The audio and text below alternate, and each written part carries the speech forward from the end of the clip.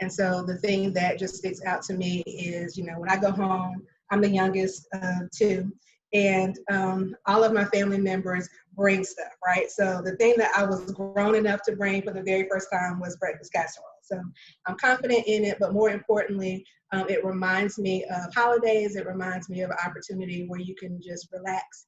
And if ever there was a time for us to be able to just exhale with everything that's going on in the country and in the world, it is now. So we're going to make breakfast casserole. It is as simple as it can possibly be. We're actually making it 3 different ways because we all have 3 different palates. So I'm making mine with traditional breakfast sausage that you can get from any grocery store. My preferred brand is, I'm going to shout out North Carolina again, it's Niece's, which is produced right in my hometown of Greensboro, North Carolina. Dominic, I believe you're making yours with chicken sausage, and Curtis is going to represent the vegans of the world, and he is using vegan sausage. So I will say you are on your own with the vegan. I can coach Dominic through the chicken, but at the end of the day, I guarantee that it's going to be something that we all enjoy. So the ingredients are 1 pound of ground sausage, your sausage of choice. Again, I'm using pork, but you can use any sausage that you enjoy. A half loaf of plain old white bread.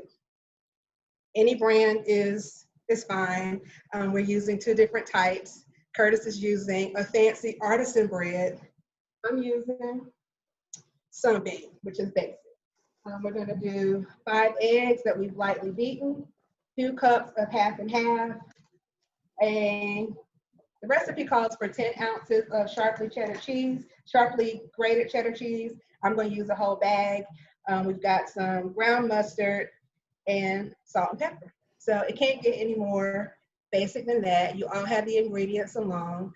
Curtis, would you like for me to walk through assembling the casserole, or do you want to do something else? The only thing I will say is that because my meal will be vegan, I'm using, as opposed to lightly beaten eggs, I'm using just us vegan eggs. And as opposed to using the regular half and half, I'm using better half, which is a coconut cream and almond milk.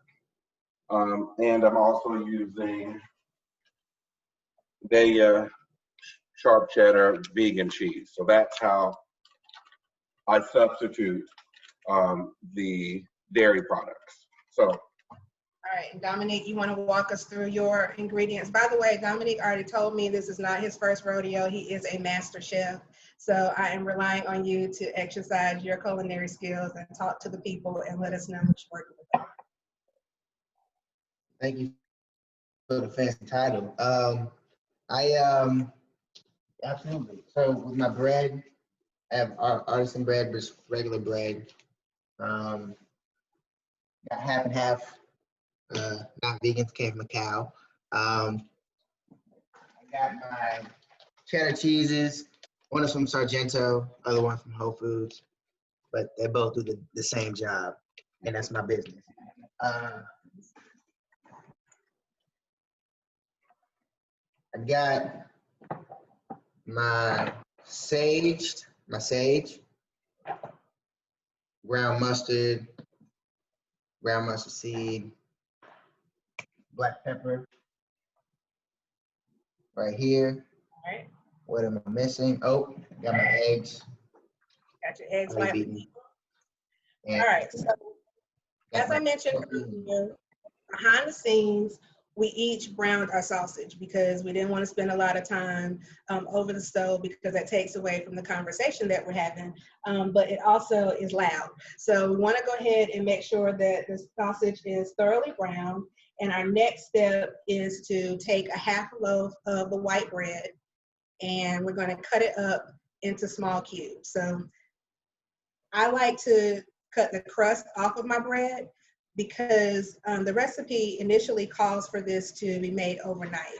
And the way that we are going to shortcut is to cut the crust off the bread because the crust is what takes the longest to absorb the custard mix, which is what we're going to pour over the sausage and the rest of the casserole ingredients. So gentlemen, if you will proceed with cutting up your bread, you basically want 1-inch cubes.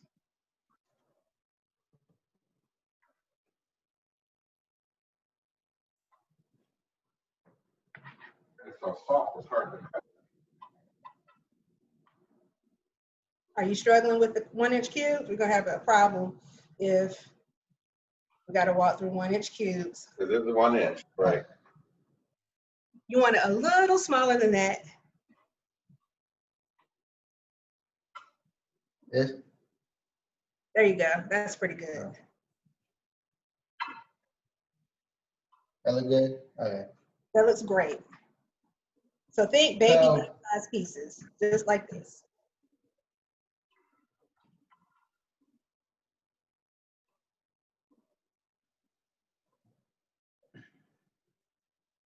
So as we're cutting up our bread, Dominic, what's your favorite meal to make?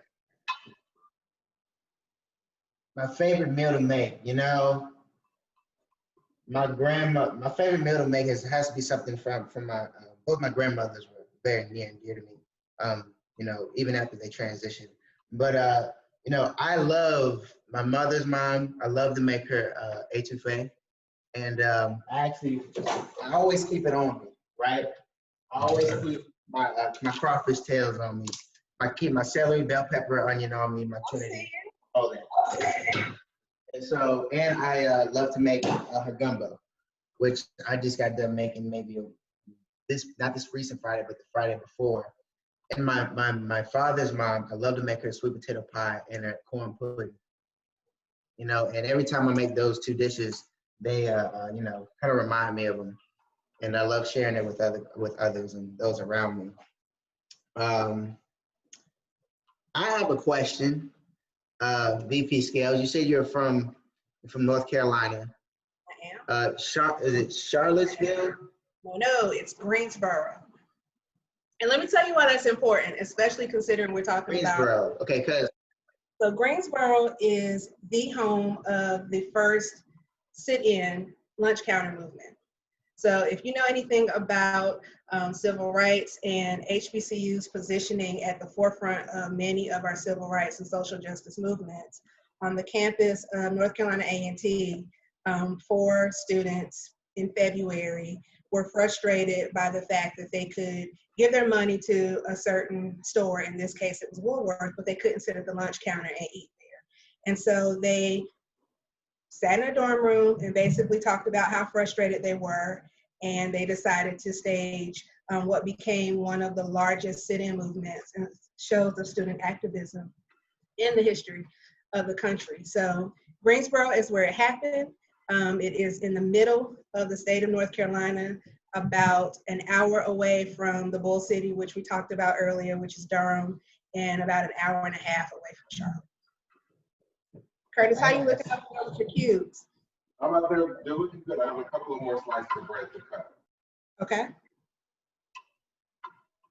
And I had to ask because I love to read, and I know Eddie Glaude Jr., professor at Princeton, this book Begin Again, you know, he mentions, you know, how the moral problem of America, and we consider the United States, but it's not a United States, it's a state with many nations in it. He highlights the horrible tragedy in Charlottesville on August 12, 2017, when there was that race riot, when that white nationalist from Ohio, James Field Jr., ran through the crowd of the protest and killed one young lady and injuring others. And saying, and Professor Glaude, you know, it being election time and him just releasing this book a few months ago, you know, he was saying, does America have the moral stamina that is required?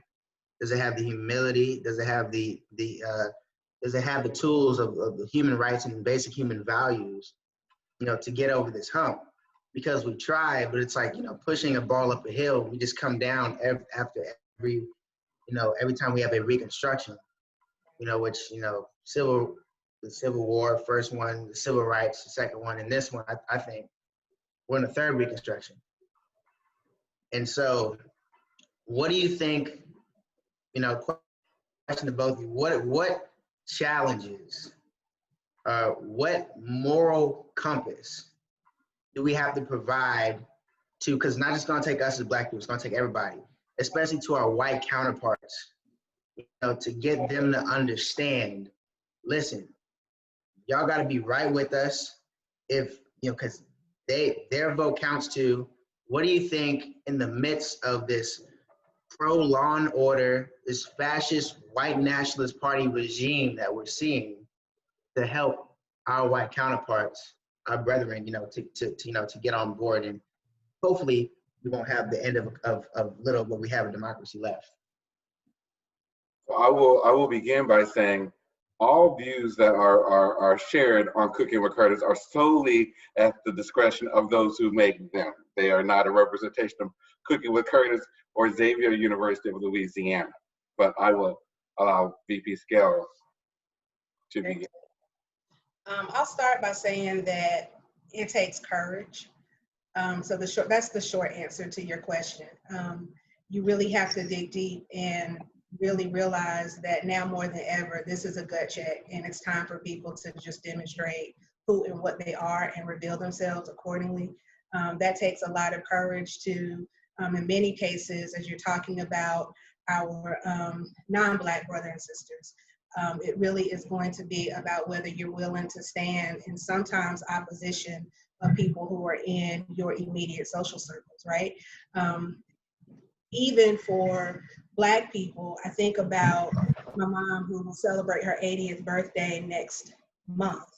So in November, how really she is able to remember a time where she and her siblings didn't have the opportunity to vote. And as long as I can remember, she's voted in every single election, not just the ones that are largely publicized. And those are the ones that also matter. And to do that with, in the back of her mind, recollection of literally terror and trauma that her immediate social circles were experiencing, took a lot of courage. And I don't take my ability to vote lightly, and I do so in her honor. So I know that Curtis is finished with cake bread. I want to make sure that before you put it into the dish, that you did spray the dish with Pam, or that we have buttered our baking dish. Let me do that real quick. Yeah, thank you. Yeah. All of this together, so I'm not gonna have you making this casserole and then it stick to the bottom, and next thing you know, VP Scales can't cook. We are on a Black college campus, and cooking is something that Black people do socially.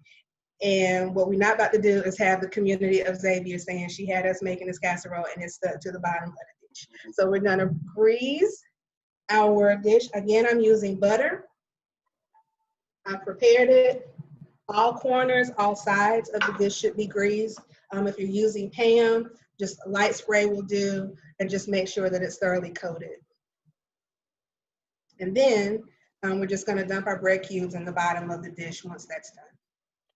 I am using Luana as opposed to Pam. That's her cousin.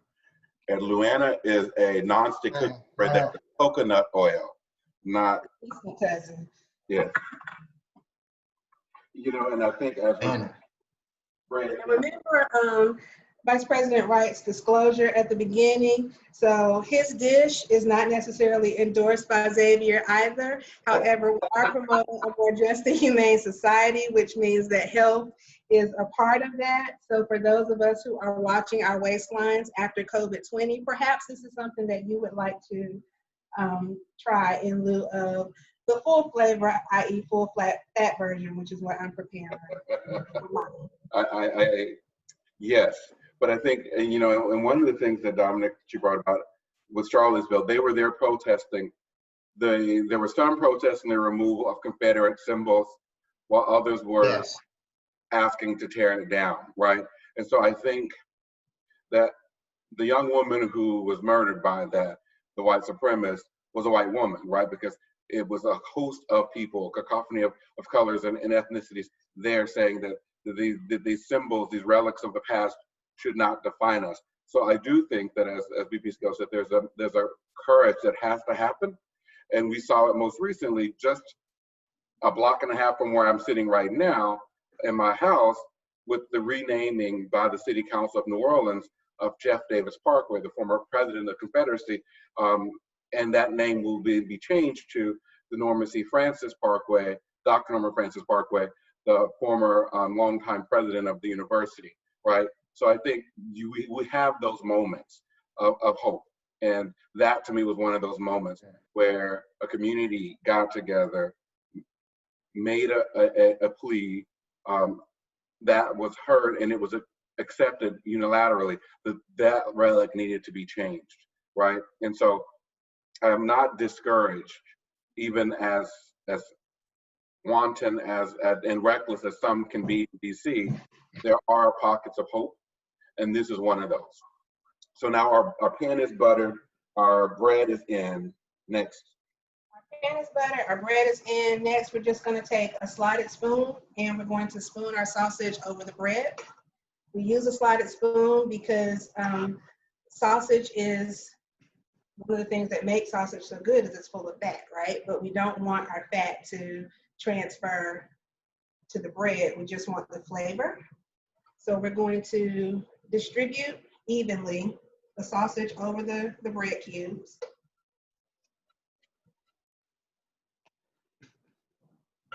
You know, speaking about that change you were talking about,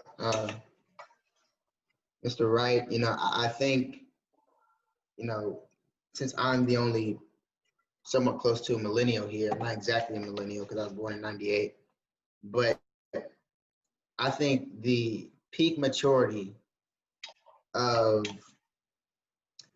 not only us as people of African descent in America, but no, yeah, people, us as African descent in America, to me, I'd say is the 1960s, early 1970s. And I say that because we not only were, say, more focused, more, I'd say, driven, even though, like, right now, you know, this moment, this third Reconstruction we're in is bigger than the Civil Rights Movement. There was more of a coalition tactic building. So you had the Panthers, but in the Illinois chapter, the chairman, Fred Hampton, himself and the poor Black youth in Chicago created the Rainbow Coalition, and then they were able to collaborate with poor whites, poor Hispanics, with the Young Lords organization, with the Young Patriots organization, and have successful breakfast programs, and as well as health clinics. And then ever since that time, we saw all of our quote unquote, our leaders taken out and assassinated. You know, I feel like there's the trauma that Black people have experienced, we have not gotten over it. Because every time there's talk about it, even like this, at a kitchen table, you know, so we have that, I know I have one person in the family, oh, don't do that, don't do that, don't do that, you don't want to get killed, you don't want to do that. You know, and there's this fear. There's this fear if you step out on if you step out on morality, which King did with the Poor People's Campaign, which once he started that, a lot of people didn't want to really follow him. It was like, poor people, what? No. Then we are going to die. So what do you both have to say in response to that, and say, you know, people, other folks my age, or some, you know, to get over that fear, and help people, you know, say people in your age group to tell us to get over that fear from the 60s, and, you know, some of our leaders and people we aspire to be like, you know, that are no longer with us.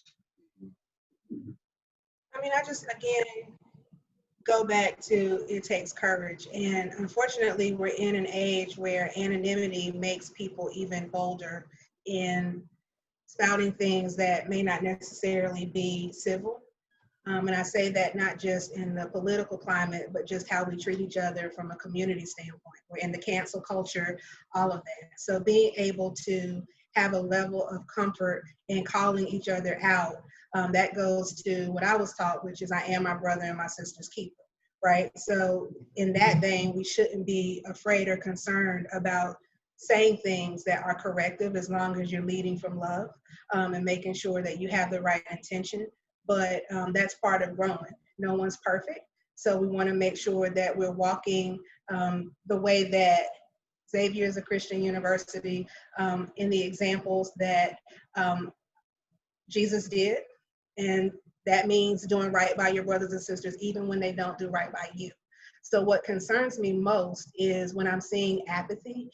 So I'm hearing, oh, well, I don't like either one of the candidates because neither of them have pristine records. Now, obviously, there's one that has less pristine than the other, but the point is nobody's perfect. But inaction is not an option. So you make things better by having corrective action, calling people on things that you know to be incorrect or inappropriate, and then you move forward as a community.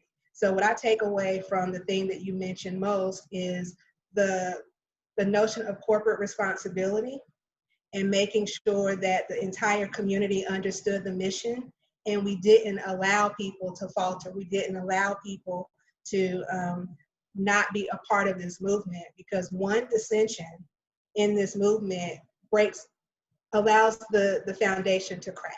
And when you allow the foundation to crack, that means that you're introducing things that may be counter to what it is that you're trying to do. Does that make sense? Absolutely. And I think, and to couple It does.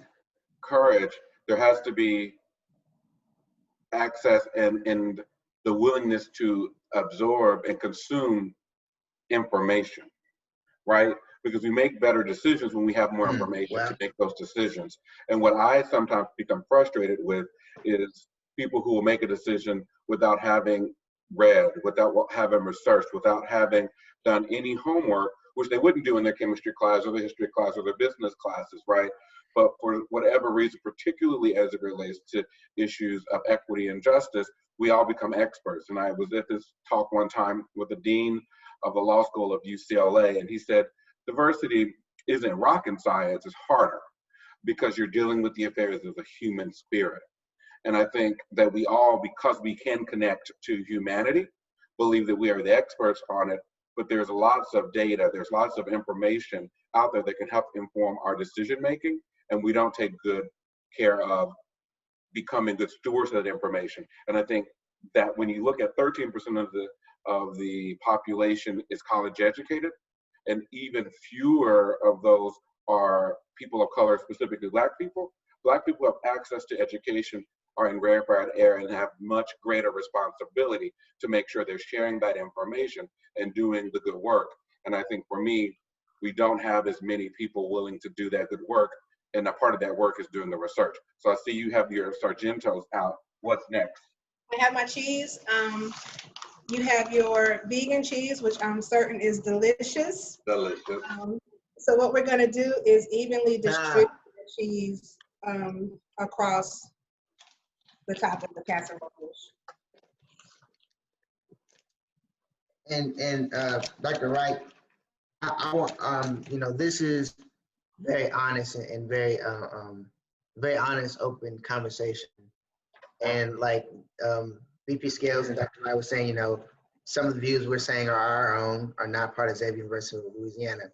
So I say that and saying this, I respect. A lot of people, I think the issue we have with diversity, part of it is, a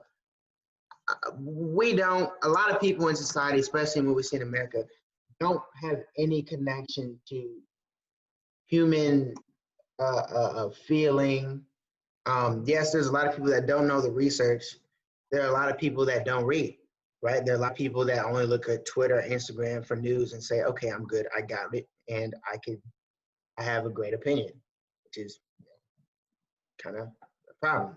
But I think we don't have people that connect to human feelings or are able to really understand what people are going through, especially when,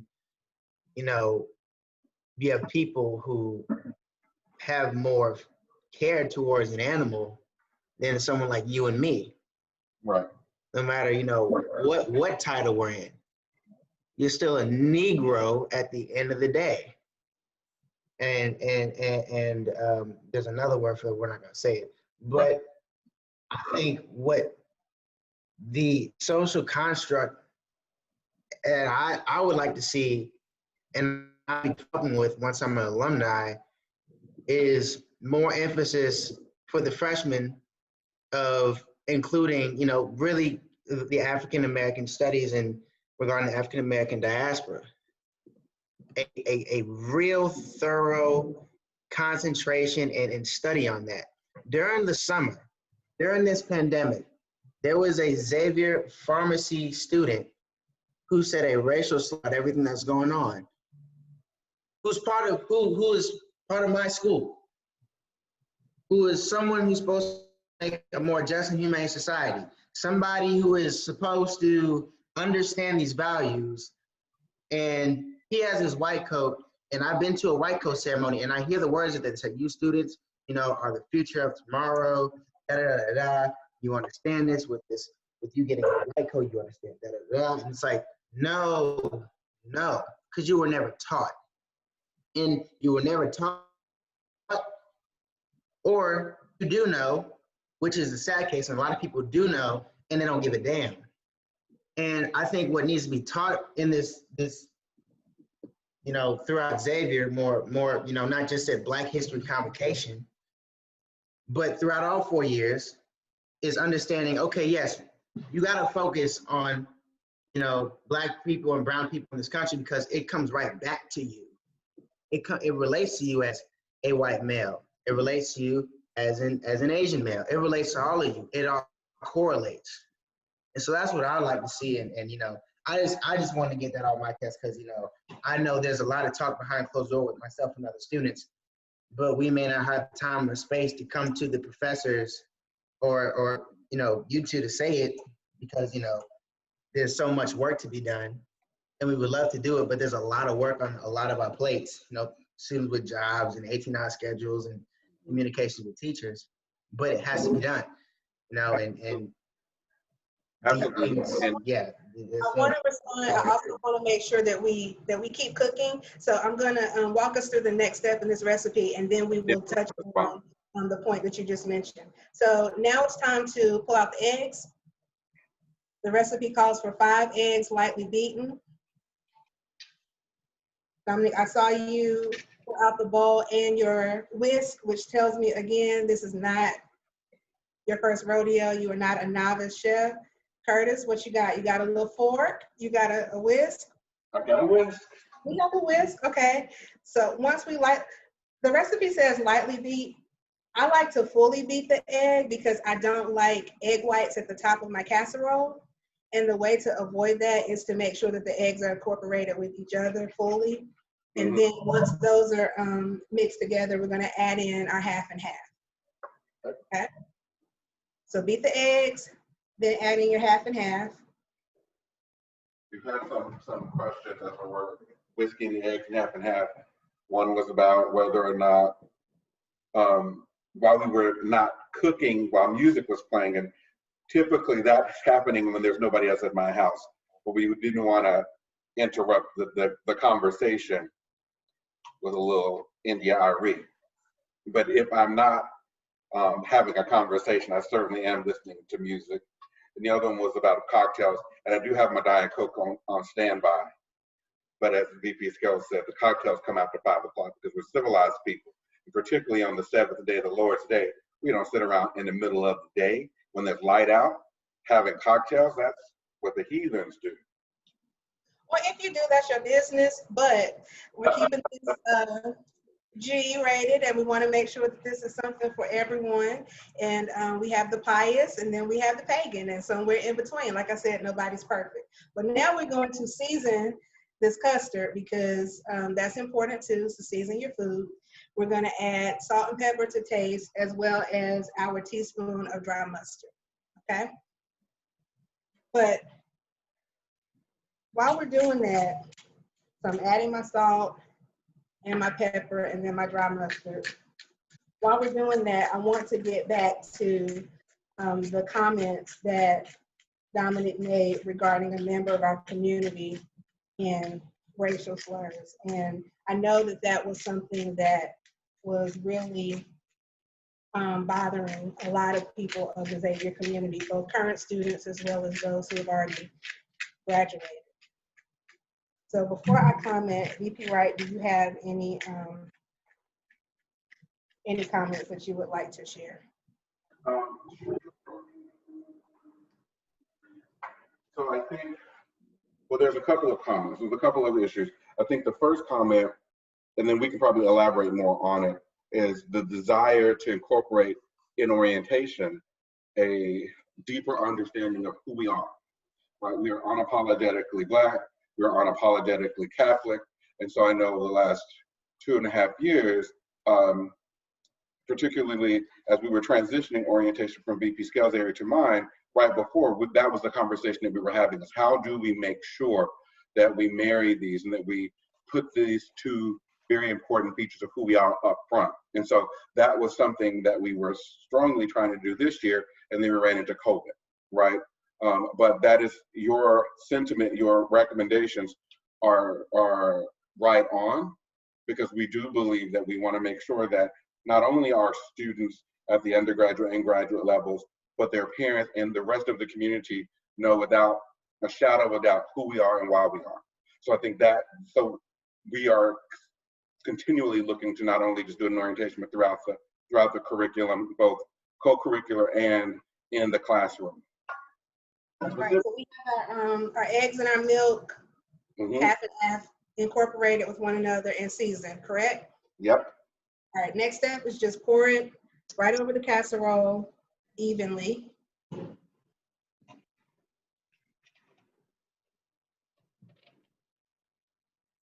What color is your the consistency of your? It should be like, let me see if I can. Does that look like yours? Okay, good. I thought I was the only one. I was like, Lord have mercy. So mine is in. Let's see. Can you see? What does this look like? That is actually perfect. Wonderful. All right, so we've evenly distributed the milk. The last step before we put this in our preheated oven, the oven is preheated to 350 degrees, is we're just going to cover this tightly with foil.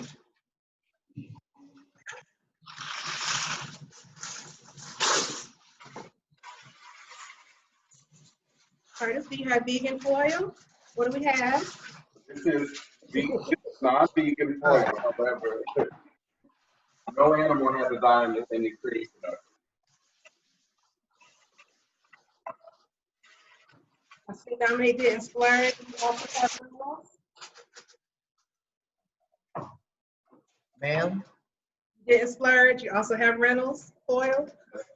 Oh yeah, I keep it on me. All right. Keep it on me. And I was saying, you stay ready, you don't have to get ready.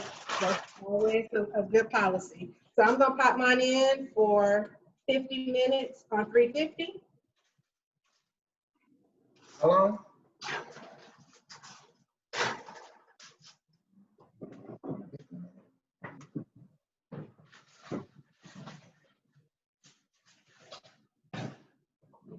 You said 15 or 50? 0. 50. Oh, ooh. Shout it down.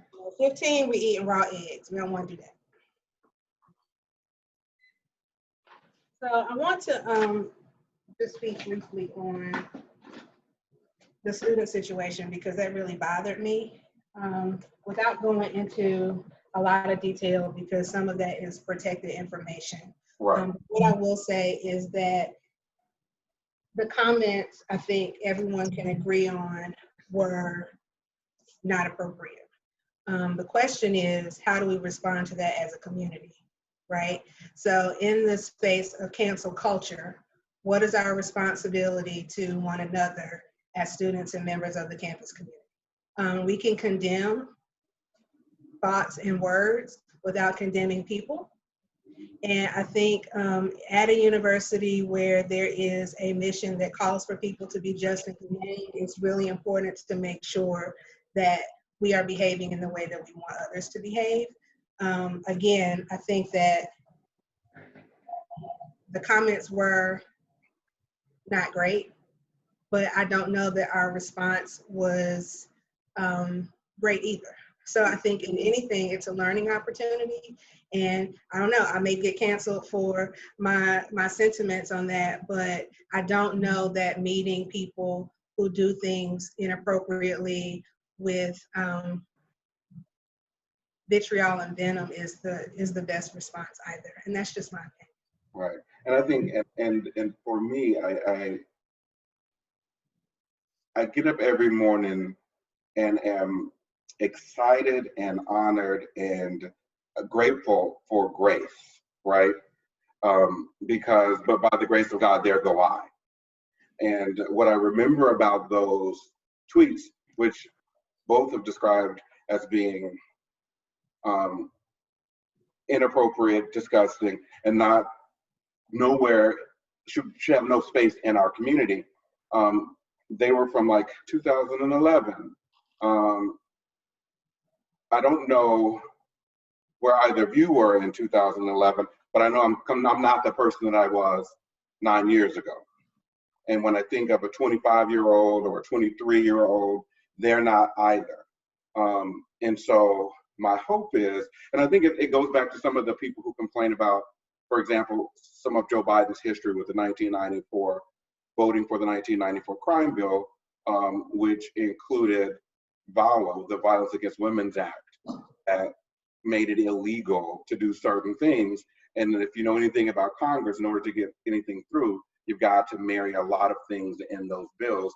And so in order to get VAWA passed for like the fourth or fifth time, they added some sentencing and some issues that made it negatively impacted specifically Black men with regards to criminal justice. And I think he's come forward and said that was bad, right? And if he knew what he knew now, he wouldn't have made that decision then. But then there's the ideal of being able to have unmerited grace. I think for me that as VP Scott said, there are moments when, as a community, we have to be bigger than the act.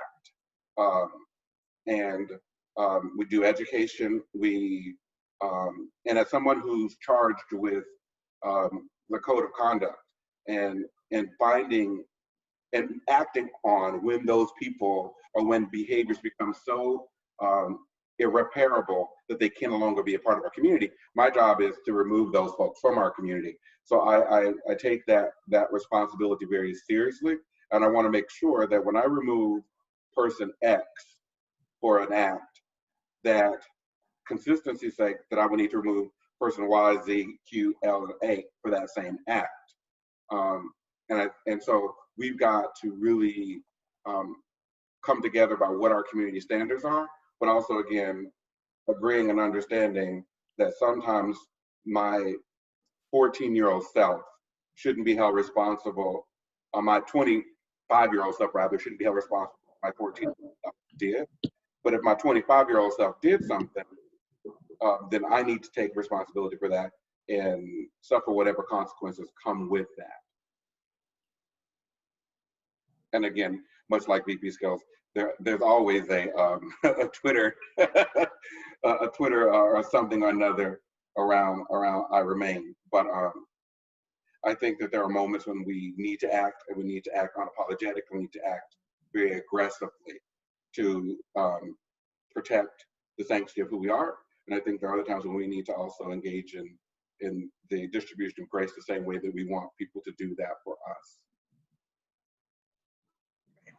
So behind the scenes, I have cleaned my kitchen and I have relocated to a different part of my kitchen while the casserole is in the oven. So I am now at my kitchen table so that we can really engage. But in about 45 minutes, we'll pull the casserole out of the oven, reveal, and have a good taste. But in the meantime, let's keep the conversation going. Right. I think off of what you were saying, what was that? You were listening attentively. Yeah. I mean, I gotta listen. That's it. So how do you feel about that? And you don't have to agree, but let's process that for a second. Yeah, I don't hold a position like you two, so I could be a bit more loose with what I say, and I'm almost out of here. So I frankly don't. I take the moral approach, and I know when you involve people, it's political. Once it gets political, as in referring to government and certain money and capitalism, I don't get down like that. So this is what I'll say. Number one, regarding to our 14-year self and 25-year-old self, 25 to 50-year-old self, and so on. You know, I think when it comes to these things, you know, these racial insensitivities, you know, when someone says something like that, and, you know, when you talk about chattel slavery and the history of slavery, you know, and someone who makes these comments, you got to check them. And you can take that how you want to. I know in high school, you know, I've been called everything from nigger to jigger, all that. People try to throw watermelon in my face. I've had that happen, and I've had to handle all that. And I'm sure you two have gone through your fair share as well. When we see these things happen, we often get to, because we don't want anything to happen to us, to our jobs or what happens. So many, what I have seen, and my people too, I've seen Black folks too, I've seen too many people, and I think this is one of the reasons why we have this problem now and where we're at, is because too many people okay, well, don't push the envelope too far. Well, you could be deep, but don't go too deep. Well, what the hell does that mean? I don't know what that means. Because when King died for you, when Angela Davis, Angela, a whole civil rights with COINTELPRO, they weren't, oh, we can't go too deep. No, you have to. Because that's why I'm at the university where I am today. I can say what I want to say. You're where you're at, you know, because they have to make that sacrifice. And when these things happen, you got to let people know, and you got to check them, no matter there's 5 people in a room or 500 people in a room, whether what titles they have, who cares? I don't care if you're the president of Xavier. I don't care if you're whoever you are. Are you taking responsibility? And are you taking the moral and ethical approach to this? You know, we can't just say, so a white male, 25 years old, 20 years old, 23 years old, okay, well, he's young, he says these things, da, da, da, da. When a brother says something else, oh, you want to go all out, and you want to say, okay, well, yeah, you're hard on him, this, that, and the third. Like, no. No. See, both are wrong, but what you're trying to do with one person is give them the privilege to a way out. And the hell with that. That's the problem. And, you know, I think that's the problem we're at today. And like I said earlier, our peak maturity as Black people was in the 60s. And I think right now you're starting to kind of see that kind of relive that reincarnation in a way of that right now. When you see what is going on in the streets. I had a professor, you know, tell me, you know, I took summer classes. I was told I went to protest. I did. Can't say what, but I did. And as you know, with COVID, we all wear masks, and I had people tell me, oh, you don't do all that much and stuff. Like, you could do all that later. It's just, you got to get your work done. Well, what the hell does that mean? I had somebody else tell me, oh, well, those people who march and do this, that, and the third, well, they don't really like to vote. And I said, you know, it's the first and last time I'm going to talk to you about it. Because last time I checked, when I read a book, which I prefer some people should do, not just students and staff, or where I go to school, should read in text and actually see how the people who are marching, the same people who are armed up in the streets, they're like, hey, are you registered to vote?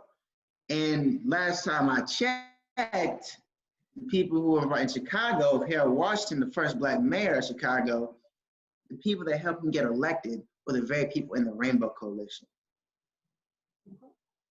The same people in the Panthers who had guns and armed up for self-defense. To do that, so this is narrative. I'm feeling everything. False narrative. So yeah, that's what I have to say about it. You know, I went off to other things. Well, everything that you I think you just got to be not apologetic for what you do.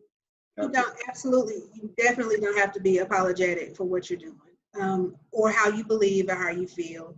I just think that more people have to understand sacrifices. So one of the things that I think is really important to point out in the examples that you mentioned is people were willing to sacrifice things that I don't necessarily see today. So it was many of our ancestors, going back to my example at the beginning of the segment with sit-ins. Those same four gentlemen were around the same age as you. Seniors, people who had a lot to lose. In fact, one of them ended up being blackballed to the point where he could not get a job professionally. He ended up dying in poverty and working an honorable profession, which is custodian, but that's obviously not what he went to school to pursue. So the question is, as we go about our activism, what are the ways that we can demonstrate, and what is the level of tolerance in terms of the sacrifices that we're willing to make? And everybody's threshold is different, right? So by any means necessary may be one approach, and then another approach is inside baseball and working a system from within. One may be seen as having less risk, but ultimately it's about purpose too. And you have to have a whole bunch of people working different angles in order to get progress. So that's the point that I'm trying to make. But that ties in very nicely with voting, because in order to even have that opportunity, we need people who are working policies and systems and processes from the inside out to ensure that people don't have to make the ultimate sacrifice, which is death, for things that are basic God-given human rights. Right, right. And I do think that being able to understand that the sacrifice that some of those folks dealt with in the 60s, they made measured and considered decisions, right? So I remember my uncle talking when I went to Chicago to visit at a completely different point in my life. I was in Chicago, and I call him uncle, he's really my dad's cousin, but he came, picked me up from the hotel, and the first place he took me was to his church on the south side of Chicago. We didn't go in, he just drove by, and he was telling me about when he immigrated to Chicago from Arkansas as a child. They would go to that church, and they were trained to get spit on, to get punched, to get kicked, because you could do those, you would go and you sit, but you could not return what you were getting. And so they learned how to, what some might call, be submissive, but in their submission, they were able to bring about systemic change, right? I remember a part of the Arkansas history, it's a part of American history. So it's a couple of weeks ago, we celebrated the anniversary of the Little Rock Central 9 integrating that school. And Daisy Bates was the person who was put up front, but she spoke about how her husband was the person behind the movement. But because he's built in structure like me and a dark-skinned black man, the black community and the white community would be afraid and not listen to him. So they had to make a decision to put her up front because she was a petite, light-skinned, dainty black woman who they felt wouldn't make people afraid. And so in doing that, she then was thrust into a movement that maybe she didn't necessarily plan to be in, but she couldn't not be there, right?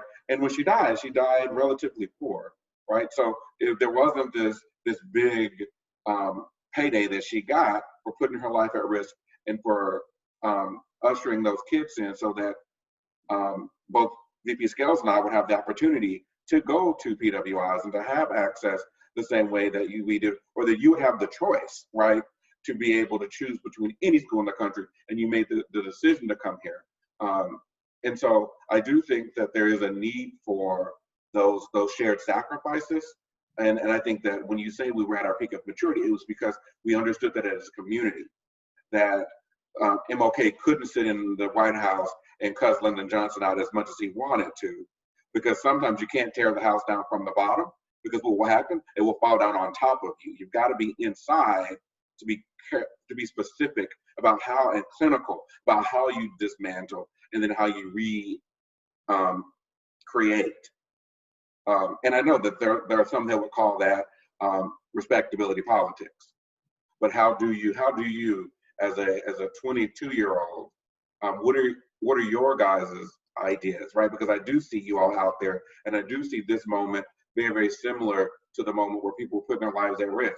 In the 60s, they were putting their kids out there, letting the kids get sprayed by hoses and bit by dogs because it was important. The same way that some of you are out there now risking life in COVID. So what are those things that move you? What are those sacrifices that your generation are willing to make so that you can see the impact 50 years from now, or your grandkids can see that impact 50 years from now, the same way that we're realizing the impact of what our grandparents did 50 years ago?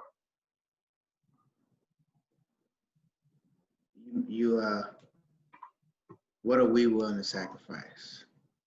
I think that's a very powerful question. And I would say, look no further since the death of George Floyd. When you saw those helicopter views, those drone shot views of in Chicago, all over the United States and the world, but especially here, Minnesota, Chicago, all over. When you saw, it was like a third war. You see cops going fist to fist with people my age, old folks getting knocked out by cops, people knocking out cops. And that's how far we're willing to go. But we're also, I'd say there's this false belief that young folks, y'all want to vote, y'all want that. Like, no. We are very well aware of voting and our need to vote. You know, myself being the president of the Collegiate 100, you know, we're asking, you know, first off, you know, we're trying to get a drive started, but we're like, hey, which I know you have done. There was one yesterday, and Xavier's doing a phenomenal job on it. You know, with the, are you registered to vote? A lot of us are registered to vote. I think there's this false narrative though that young people don't vote. But in numbers, I understand why people say that. Now you just got to go vote. So it's not enough to just register. It's not enough to just register. You got to keep that momentum. Right. Understood. Yes, ma'am. We're willing, like you've seen from the summer, we're willing to do all, to go there. Ultimate sacrifice or not. Now, listen, it doesn't always have to be an ultimate sacrifice. There are many different ways to get this. You know, I think right now with Black Lives Matter, a lot of young folks, and a lot of multiple of different ethnicities, it's very decentralized, which is amazing. It's very decentralized, which is why it's so successful. So we're very strategic. Me kind of being in it and seeing and talking to people, you know, that are in it, very strategic, and me knowing this, very strategic. Great at connecting the other generations, you know, people younger than us, born 2000s and later, to people your age group. You know, we're very likable generation, very likable. If we were born in 95 to 99, hey, people love us. Yeah. And I would like to hit on a point because when you mentioned the Little Rock 9, and you mentioned that the peak of our maturity as a community, because we understood what was at risk as a community, we understood what was at risk, what we had to do. And I'd say, I would go on a limb and say, you know, though I think that was our peak maturity, yes. And I think there's so much in social media, so much all around that gets people distracted. But those who know, it may not be to the levels like the maturity of, like we said, in the 60s, but those who know and those who will know, and that's all we need, period.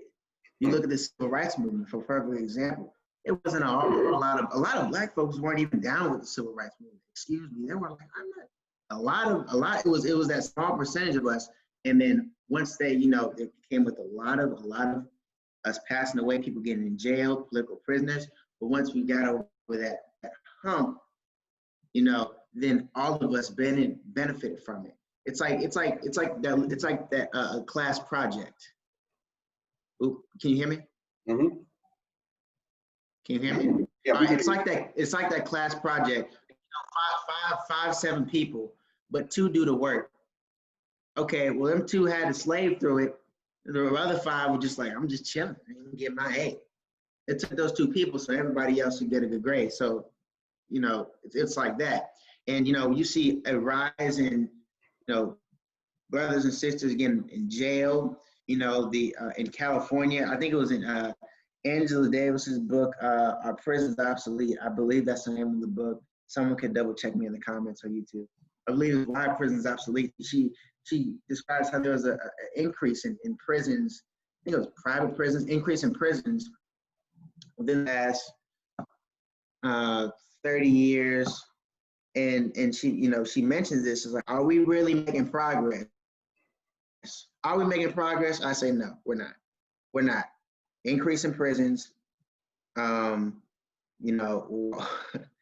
a lot going on. Mm-hmm. And I think it's sidetracked when we see these with the election of Obama, right? Okay, we made it. There's progress. We did it. I'm like, well, well, I'm not sure about that. So let me push back. I'm not sure because the executive branch. I'm listening. We're losing you a little bit, Dom. Okay. I need to come back over here. Yeah. So while you're moving, I want to push back just a little bit. When you were referring to in the 60s and the civil rights movement, where there were just a limited number of people who were willing to do the work, I think you've got to put that into context, right? So I remember having a conversation with Julian Bond, okay, who did a lot for the civil rights movement, who did a lot, whether it was informal, in very structured positions. But I remember one of the first things he said was, my grandfather was a slave, right? So when you think about the fact that during that time, you had people who had living relatives who were enslaved, who you talk about chattel slavery, they were, and they can remember stories from their parents and their grandparents about those moments, and who were making $3 a day or $12 a week or whatever the salaries were. They were probably all out in the streets, but what my understanding was from those folks who were there, or those folks who didn't have the privilege, because protest is a privilege, right? It is a luxury to be able to take time off of work, to be able to leave your families, to be able to do that, right? So they found support in the freedom fighters. They found support in the Jewish folks from the north, who were able to come down and help register voters, but they didn't have the luxury to take off work. That wasn't, but they could cook and make sure that those protesters have food. They could make sure that there was monies through the churches so that when they got arrested, they could get out. They had bond money, right? So those folks probably weren't all walking across that Datman Pettis Bridge, because if they did, they would lose their jobs, and that they wouldn't be able to feed their families. But in the background, they were making sure those folks who were at those bridges had food to eat before they got there, were being well taken care of when they got home, had, right, making sure their families were okay, right? So it was a community effort. And so I guess, and this is just me not being a part of the movement at the moment. I found comfort in reading and learning about the centralized movement of the 60s, right? Because they knew exactly where they were going. They knew who the mouthpieces were. They knew what the promised land looked like. So when we get these 12 things, now we move on to the next piece. And with the decentralization of it, I don't know, I can't tell, right, where we're going. But I'm wondering, is it within the movement, though, that there is this roadmap that folks have? Yeah, this is what we want to achieve, and these are our demands. Get them. Regarding to the decentralized aspect you were speaking of, when you're saying you don't know, because we did, it was more structured, and we knew, you said, and I quote, what the promised land looked like, right? I'll say this. It was structured, very structured. That was the gift, and that was also the curse. Number one, with the hell, the Panthers, when you're talking about John Lewis and all the students and the people who taught them, and I mean, had it to the T. They did, and that's why it was so successful. But it's also why the government, COINTELPRO, which never went away, that's why they successfully took it down, though. It was so structured. It was so this, and this, and just so well structured. And you know, that was the gift and the curse of it for me. You know, infiltrating the Panthers. We got Brother H-Rap Brown still in jail. So Fred Hampton got killed bedside with his girlfriend, pregnant girlfriend at the time. He was 21 along with Mark Clark. And they were killed by, you know, COINTELPRO and the Red Squad. The Red Squad was I think it was a sector of the Chicago PD that worked with COINTELPRO. You have all these things. I mean, Martin, Malcolm, Medgar Evers shot outside of his house. Yes, that's why it was so successful. But that's why, I mean, they were taking us out like bang, bang, bang, bang. And, you know, the trauma that just is in, you know, my parents, my mother, my grandparents, my aunts, it's still there. Whether, you know, they were old enough to actually, you know, digest what was going on. When you see something and you're around by something, it's like a little child, and grown folks talking like we are now in the kitchen. But that little baby, you know, he may not know certain words, but, you know, he knows, okay, I see them doing this, okay, I see that action there. They know what the environment. That's why you can't curse around young kids. They may not know the word, but it's when they get old enough, they're gonna say that. And you go, how did they say that? Well, you said it, they're not dumb. So I think the decentralization now, it's good because you don't have to worry about, you know, it getting infiltrated. There's always gonna be some going on, but it's gonna be harder to get to. But also, I like it now because I know some groups, you know, they have like their own seminars, their own, like, say, book clubs. See, what we see in the streets is only one aspect. You know, there are like legit classes going on with this stuff, you know? So it's like, it's phenomenal. Right. I'm gonna read a couple of comments. And one You're muted, B Scales, you're muted. Yeah, I think Curtis and I are on the same page, because some of the things that you're saying, Dominique, protest, this is my perspective, right? So I lived in Minneapolis before I moved to New Orleans. And during my time in Minneapolis, there were two very high profile, at least locally, one became national news, of similar instances to what happened with George Floyd.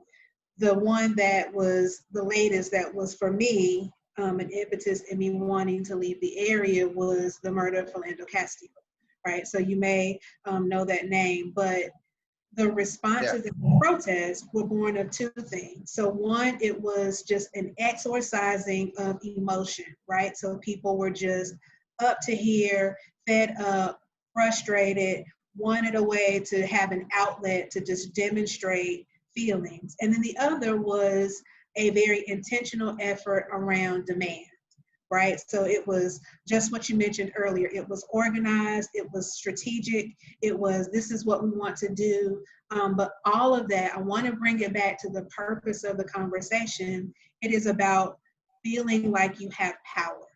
And the biggest leverage that we have for all of the injustice that we have experienced is two things. One is education. So Kim writes in her comments, this is why financial literacy is really important, because you want to have the freedom to protest. So you don't want to have in the back of your mind, well, if I lose my job, then what?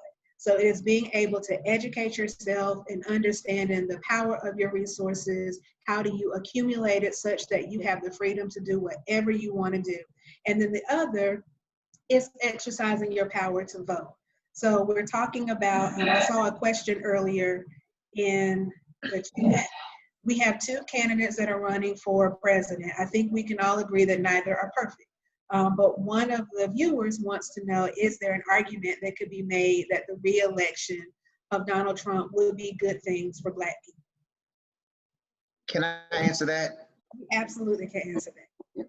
I'm gonna get a diet. Because I got It's a Diet Coke. I have yeah. There's a poem, and good Lord in heaven, "If We Must Die" by Claude McKay. All right. Is okay? Re-election, the election, of Donald Trump, good thing for us. It woke some people up. They just the fantasy of we're in a post-racial society. No, so it shook you to reality. But it's not good for us because when you want everything privatized, so you don't want people inspecting your food. You don't want these certain necessary inspections. You see there was a direct correlation of rise in hate crimes and Trump being elected. This was in Professor Glaude's book, Begin Again. And I suggest, please, everybody take a look at it. Eddie Glaude Jr., Begin Again. And why do you think that is? Why? Well, because people are comfortable. These people, that's like that voice. That Trump is their oxygen. Oh, okay. There we go. We can come. It was always there. It's always there. There's no such thing as a post-racial anything in America that was built off of white male property ownership and involves capitalism. I don't want to hear it. I don't entertain it. Period. Let's move on. But I think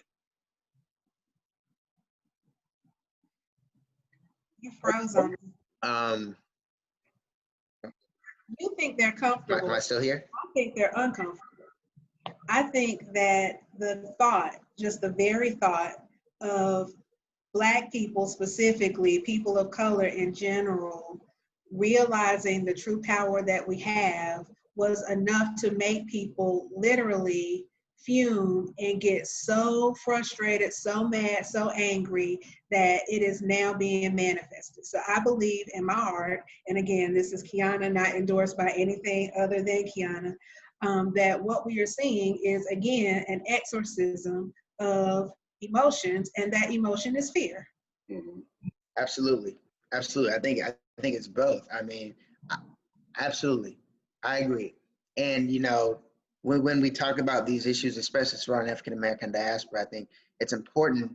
A lot of people like to go in this either or thing. Instead of it's this and it's that. It's very complex. History is complex. We talk about Black history and the people of African descent. It's even more complex. But yeah, I mean, when us people, you want to see us as mentally,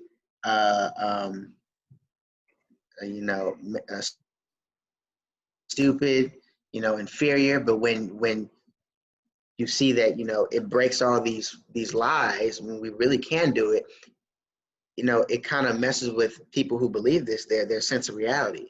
It's almost like it's daytime and the stars are falling out of the sky. Like, this can't be real.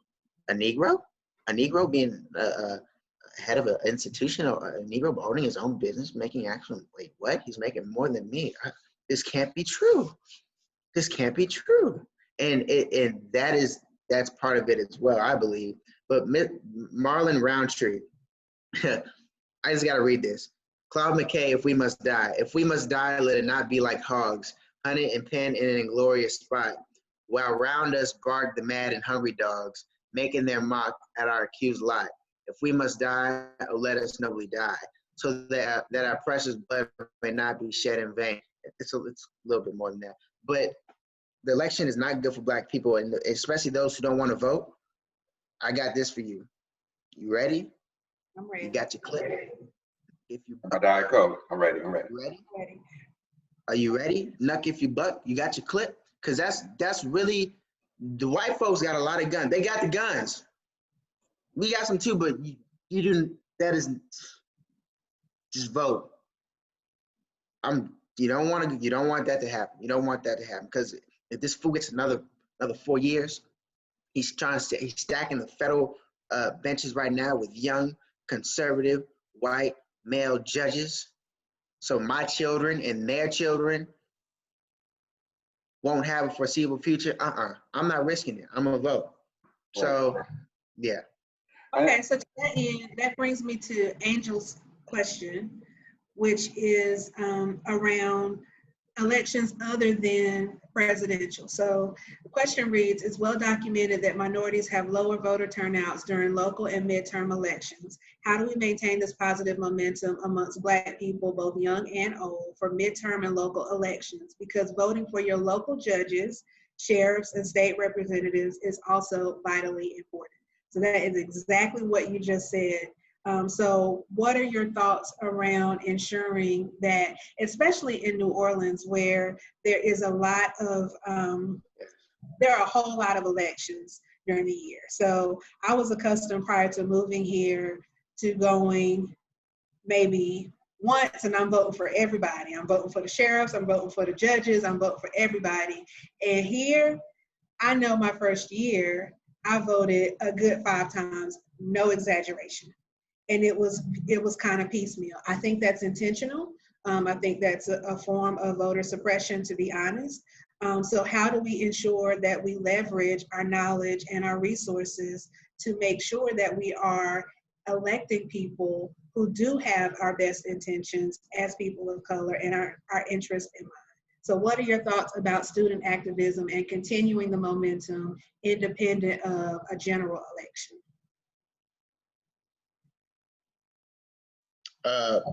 Me or President Ray? I think you go ahead. Well, first things first. We talk about voter turnout, minorities. Let's get a few things straight. Well over 50%, it might be over 60%, but to stay safe, well over 50% of people of African descent in America are poor and low wealth. Which brings me to Reverend Dr. William Barber with the Poor People's Campaign. Another North Carolina. Yes, ma'am. We're making mad connections today. 70, almost around estimated 77,000 votes won by Trump, though Hillary won the popular vote. Okay, well, we have to target the poor and low wealth. I mean, we talk about who don't, a lot of us don't vote because we don't want to vote, but even more of us may not have the access. There are poll taxes right now in place. Okay, if only one poll is open, like say a district or a county or whatever it may be, and I don't have the money for a bus pass, I don't have the money for an Uber, I could only walk to where I gotta go, that's a form of a poll tax, okay? This is why it's important to whether be involved with any grassroots or any organization that is invested for the welfare and the uplift of the poor and low wealth and those who are most at risk. And if you look at the people, a lot of them look like us. Okay, so that's where I'll go with that. Because I don't want to get into, a lot of us don't vote, and then from my experience, it gets into an age argument, and it just gets into an argument, and I don't like argument. Let's talk about poor and low wealth people. We got a lot of people out of work. Well, it's not really going to help. So we just have under a month now until November 3rd. Well, it's October 4th, so just under a month. We gotta. I would say I like Reverend Dr. William Barber with the Poor People's Campaign. See what they're doing, and donate to that if you can. And then state and locally what you're doing in your city. See what you can get involved in grassroots regarding to help people who may not have adequate transportation, who may not have these certain things that government or that national government put in the way or some governors, like people like, I don't know, Texas, Florida, Arizona, may try to block people from voting. You have to, the age, the name of your ID has to be exactly as what's printed, what you write down. It can't be, I gotta say Dominic Lawrence Scott, my ID says Dominic L. Scott. No, you can't vote. Like, what? But Right. it's me. But it's So, me. let's look at some campus data. I got this from an organization that we were a part of, the Institute for Democracy and Higher Education. So each year we participate in voter registration, voter engagement experiences, and they then give us back data. So in 2016, 48.1% of our students at Xavier were students who were what percentage of your eligible students voted? So 48.1% voted. Those who were eligible voted in 2016. In 2018, 28.3% of the eligible students voted. In 2016, what percentage of our eligible voters registered? So 78% of the students who were eligible to vote registered in 2016. And then in 2018, we saw 71.9% of those same students registered to vote. And then what percent of your registered students voted? In 2016, 61%. In 2018, 39%. And the polling precinct for most of our students is on campus. Now, those who are commuters, there may be some different spaces, but for our students to be able to get to the poll, they just need to walk into the university center. And so we're doing some different things this year with COVID. So we're trying to move that precinct around. We're negotiating with some of our local elected officials, because we also recognize that with the call that President Trump made, right, for his supporters to watch the polls. So we're doing some things differently to be able to make sure that we can protect our community. But what I'm interested in right now, if we can shift just a little bit, there are ways in which higher education has a profound effect and a responsibility. There's this higher purpose in higher education, specifically I think HBCUs. And I don't know oftentimes that VP Scales' area gets the credit that they ought to get, whether they're at a HBCU or any school, in creating pathways and access to equity with regards to education, right? Some schools will hire a diversity recruiter to try and go into the school, but they typically get these well-meaning, these well-achieved students. They get the Dominic Scott who are going to be fine at Xavier, who are going to be fine at Harvard, and then they say, look, he succeeded. He was going to succeed, right? But I'm interested in the work that you do, VP Scales, and the work that your profession does in really bridging this gap so that we have people who have more opportunities. Because realistically, if we have access to opportunities, we exceed expectations, but so many folks are denied access to education. So what possibility do you see, specifically higher education, but also the high school counselors and those folks, to make sure that brown and black faces have access to the financial security to be able to enjoy those luxuries? So I'm going to answer that in two different ways. I'm first going to talk about what can I personally do to advance this. And I am thinking about a conversation that I had with my mama 2 weeks ago when we were talking about voting, and she finds a way to bring up voting in the election in almost every conversation, which tells you at 79 years old how dialed in she is. And I was telling her that my intent was to vote on election day. And in her cute little saved, sanctified, filled with the Holy Ghost way, she said, well, I'm voting early. And she told me that my sister was picking her up and they were going to go vote early. And she said it in a tone that told me that she was judging me. And so that means that I have to also vote early. But the reason now that I'm doing it is so that I can have the opportunity to assist someone else with that access, right? So I can get in my little car and take somebody to the poll. So that's a personal responsibility thing that I think that we can all do. But professionally, in terms of access, that's why I do this, right? So I know that I am a first generation college student. I know that lives are literally transformed by education. And one of the ways that you can do that is to ensure that you are in front of people as early as they can comprehend what it means to go to college and talk to them about it. Because Black people are educated at a disproportionate rate. We know that. So my mission, my staff's mission, is to try to get in front of students and not only talk to them about college and why it's important, but to also talk about how to position yourself so that you have the ability to go to whatever college you see fit to go to. And it's not just driven by, well, this is my academic profile, so this is what I can get into. It is, I have choices.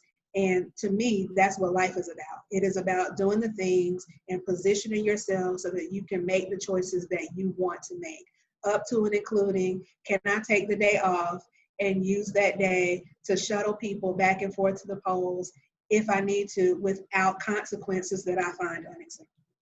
Mm-hmm. So I hope that helps. Do y'all smell your casserole? Because I smell mine. I smell mine. I kind of do. You know you smell it. But honestly, with VP Scales, you reminded me of something. The importance of having Black educators, Black teachers. There's this book, it's called History of the American Teachers Association by Thelma D. Perry.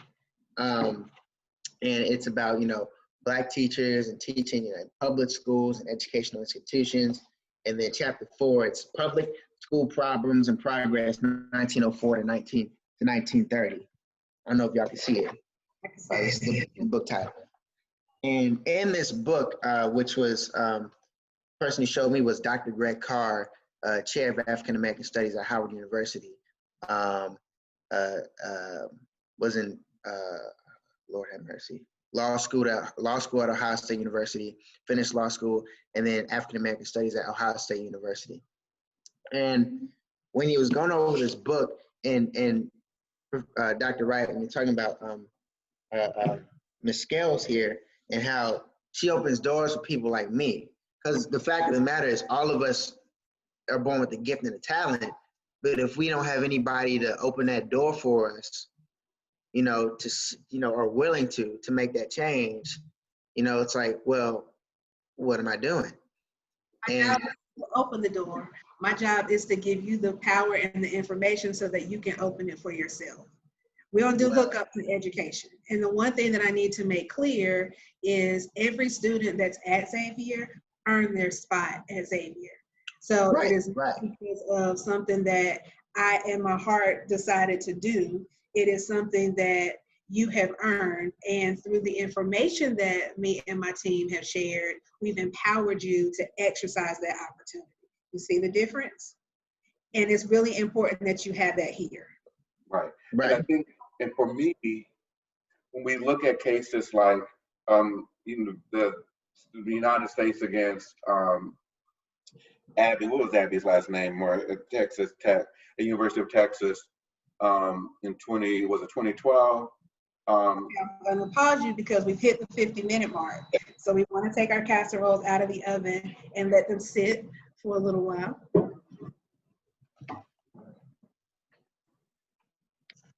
So yes, Abigail Fisher is her name. Fisher versus University of Texas. And what was really interesting about that is that University of Texas admissions processes were being called to question. Oh, this looks like it's going to be delicious, Jesus.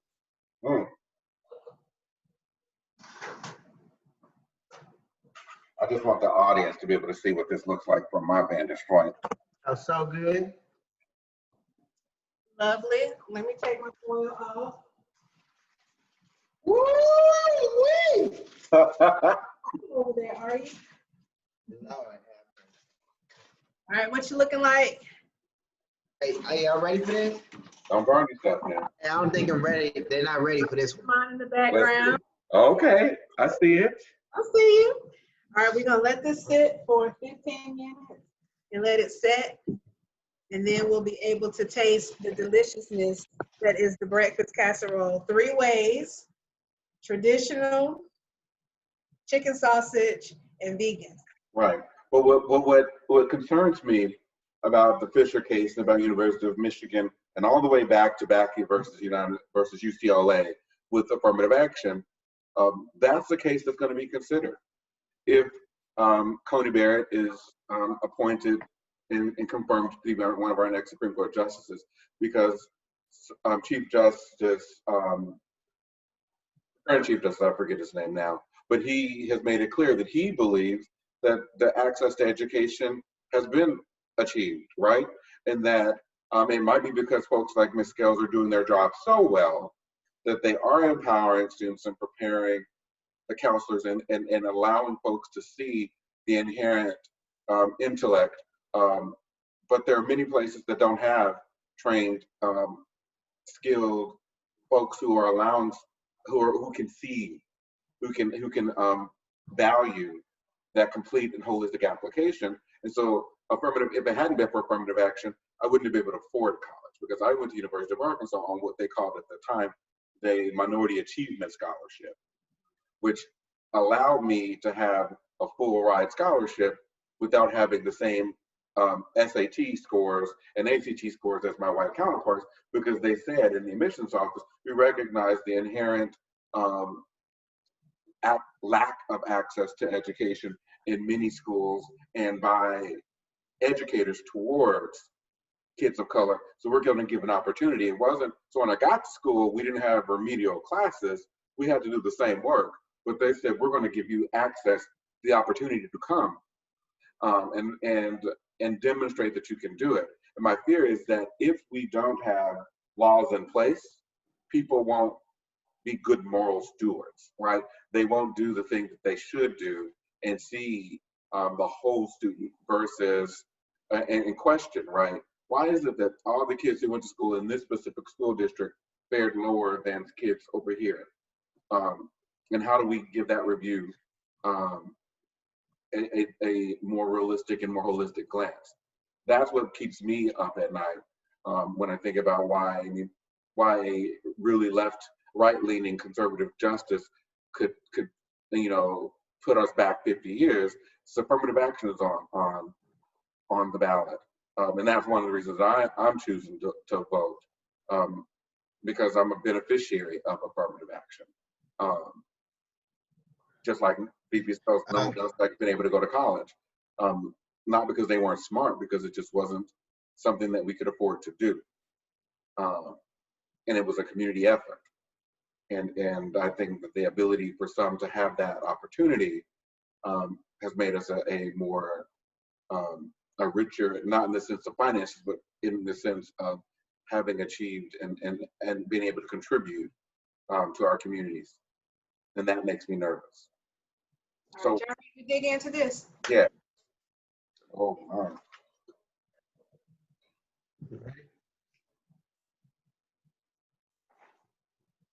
So what's the consistency? What should the bread be hard or no? Should what? Should it be, what's the consistency of yours? So the longer it sets, we're not waiting for it to set. This is like eating the pie before it cools. Mm-hmm. It will firm. So it will cut like squares. Okay. Now, because it hasn't set, it should be not mushy, but you should be able to scoop it. Okay, good. Okay, because I was like, mine don't look right. No, this is the scoop because we're not. That's that vegan. That's that vegan right there. Hey.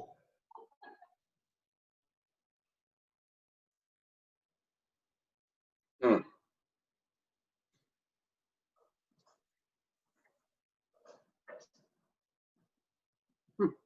Yeah, pretty much because we're in greedy mode. We are we're scooping instead of cutting.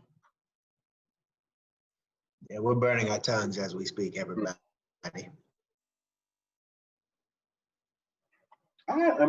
No taste buds by tomorrow. Wow. Impressed with this. I was concerned because I'm a connoisseur of dairy cheese, and this vegan cheese I'm not always a big fan of, but it melted quite nicely. It worked out? This is amazing. God is good, right? And man, all the time. Okay. Okay, what you I looking see you, like? North Carolina. So you get thumbs up? Mm-hmm. I'll take that. Mm. Let me try my own. It's bad if you make food and you don't like it yourself, right? So the key to recipes is you use ingredients that you know you're gonna like. And if you're not sure, then you do a sample run before you make it for somebody else.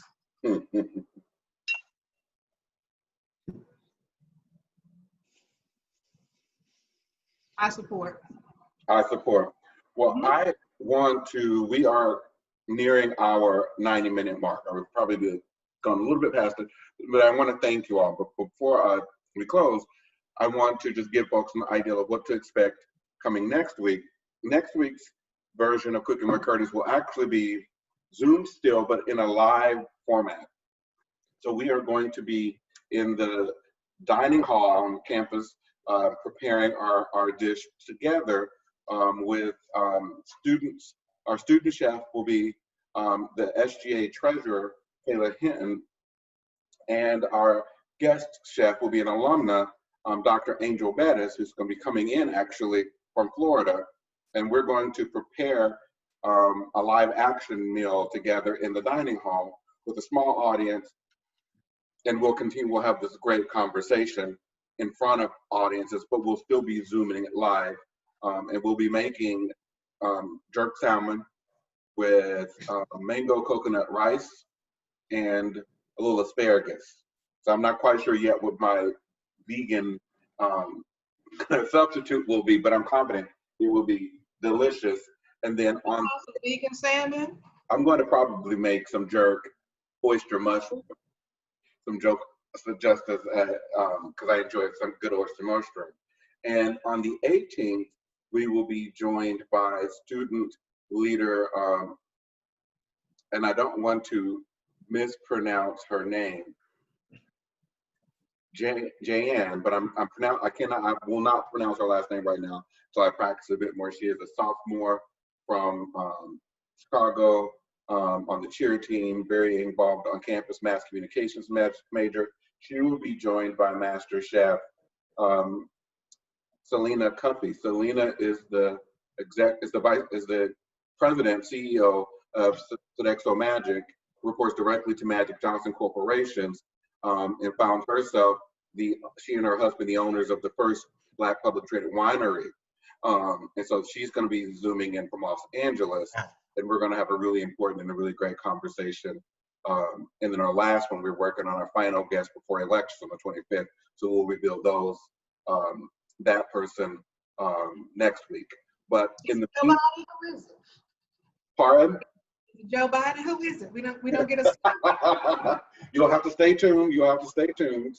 But in the meantime, I want to give each of my master chefs an opportunity to give a closing remark. What hope? You know, there's a lot to be concerned about, but what makes you hopeful as we move forward? Mr. Scott, you look perplexed. I'm gonna do ladies first. I'm gonna let VP Keyana Scales, go first. For me, I'm inspired by Dominic and other students at Xavier that I know were on the front lines both during the summer and now to ensure that their voices are heard. As I mentioned earlier, I grew up understanding the importance of activism and voting firsthand just because of where I had the privilege of living. And so I am also very aware that many people don't have that perspective and context. So I'm grateful for the opportunity to provide that information and to support people in their efforts. And I'm inspired by the next generation of activists. Yeah, I'd say, I come from, all three of us, and those who are watching, come from a history of resistance and making a way out of no way. So to let this election I do what we gotta do. I'm gonna vote with me. But let's be very clear. I'm not worried. I got God with me. I got people that love me with me. And whatever happens, you know, I come from a people, you know, a faithful people, people who love, people who are willing and determined, no matter what is against us. I don't have time to be worried or concerned. I don't have time for that. I don't have time to worry. We don't have time to worry. We don't have time to be scared. We just gotta help others and be our brothers and sisters keepers and lead and fight the good moral and ethical fight. And that's all we can do. Pray. So, yeah. All right, thank you. And I like an inspiration in our students as well. So like yesterday, Dominic was on a bus at 6 o'clock in the morning, traveling from New Orleans to Lake Charles, Louisiana, to volunteer to help people who are still recovering from tropical storms that hit us over 2 months ago.